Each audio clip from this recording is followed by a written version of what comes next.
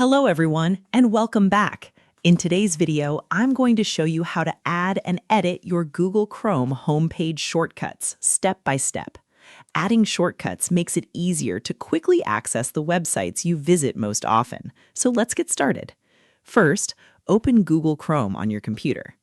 Open a new tab by clicking the plus icon at the top of the browser. On the New Tab page, you'll see your existing website shortcuts below the search bar. To add a new shortcut, click on the Add Shortcut button. A small window will appear. Enter the name of the website in the Name field. Next, enter the website address in the URL field.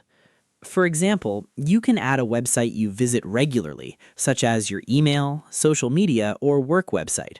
Once you've entered the information, click Done. The new shortcut will now appear on your Google Chrome homepage. To edit an existing shortcut, move your mouse over the shortcut you want to change. Click on the three dots that appear in the top right corner of the shortcut. Then click Edit Shortcut. You can now change the shortcut's name or website address. Once you've finished making your changes, click Done.